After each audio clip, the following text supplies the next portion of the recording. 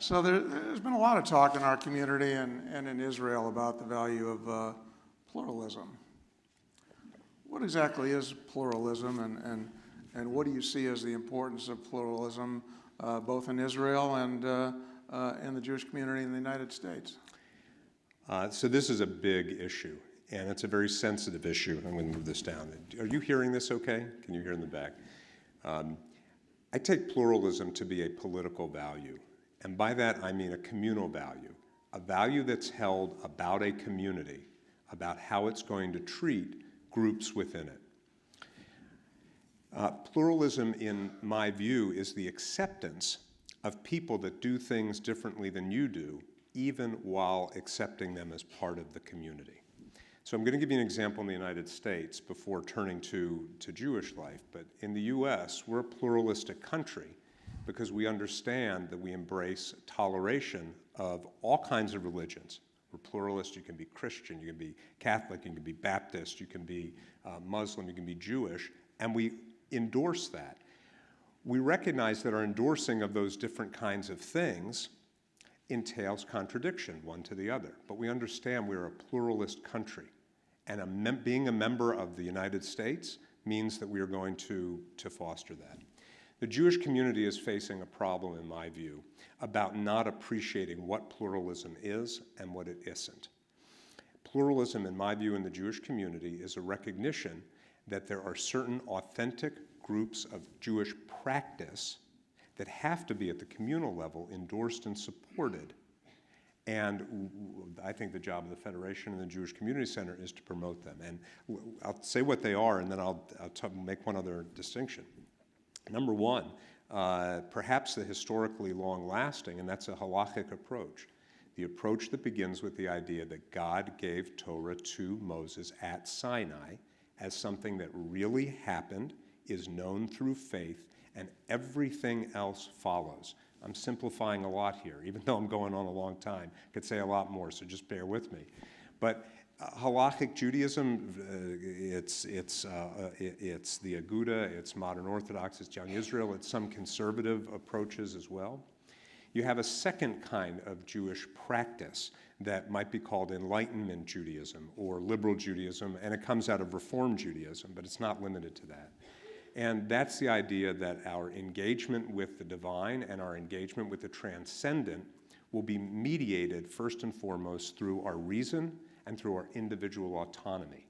And that means that we begin by saying we can't base our religious practice on something that there isn't historical evidence for, namely Torah to Moses at Sinai. And so the engagement with it uses text and tradition as instrumentally important to connecting us to community, ethical lives, and pursuing justice, really on a universal basis, but through Jewish life. A third approach to Jewish life that I think is valid and important for us to recognize is what we might call secular or cultural Judaism, that's tied to connectedness with the Jewish people, and the best articulation of this is really the main thrust of the Zionist movement in the 19th and 20th century. Ben-Gurion was famously an atheist, and he was not in Jewish life and practicing Jewish life because of religious commitments. He was practicing it for a peoplehood and a communal perspective.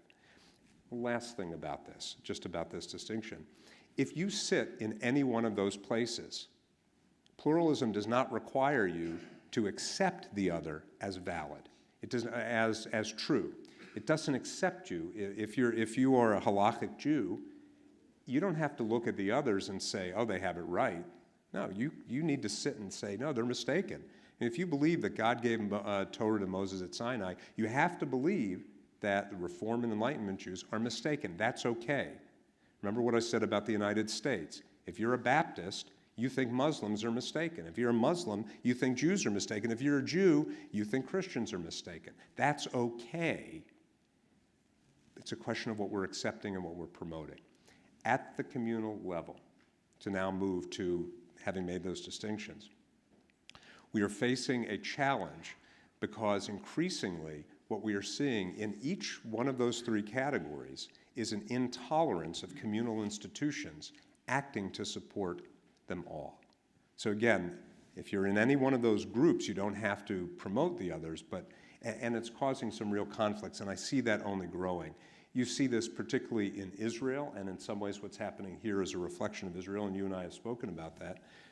But in Israel, a country that was founded as a pluralist, in the way that I just expressed it, country, is concentrating political power in a smaller group that's not accepting a broader and broader framework for what I'm calling authentic or legitimate or valid approaches to Jewish life.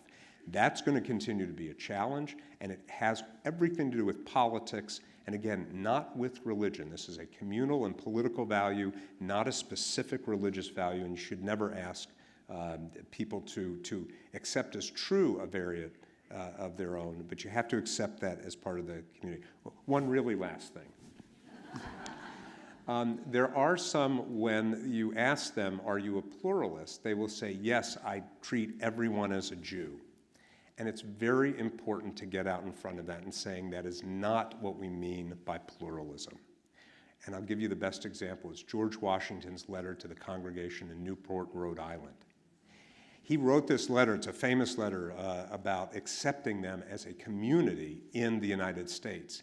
He didn't write to them and say, listen, even though you all are practicing something that I think is false and not worthwhile and bad, you're still a member of the United States. That's not pluralism, that's not toleration. He said to them, we recognize the children of Abraham as a valid community within our United States. I can tell you, George, because this was my historical research, brace yourself, George Washington was not Jewish. I have a PhD. But he was willing to say that because he recognized the difference between affirming something as true and promoting it as a pluralistic value. And I think all of us have work to do to recognize the others who sit not where we are in that way. Can you keep kosher if you have wooden teeth? It's much easier to keep kosher if you have wooden teeth. So let's talk about some substantive issues facing the Jewish community, both in St. Louis and beyond. Our 2014 community study showed that 46%, fewer than half of our community, are members of a synagogue. That was down from 60% 20 years ago. Additionally, about 2/3 of Jews getting married these days are marrying partners who are not Jewish. What challenges do you see to maintaining Jewish identity in the future, and what do you see as the most promising means of addressing those challenges? So thank you for that, and that's obviously something that you have thought a lot about as well, and that we've thought a lot together with the strategic plan, because it's really in some way at the heart of it. Look, let me begin with my prior belief, and that is that congregational life has to be in some way the lifeblood of a Jewish community. And one of the things that when it is not, we are challenged because we're not coming together for collective Jewish purpose, for collective shared ideas about the most important values of our life. Intermarriage has made that more complicated, I think. But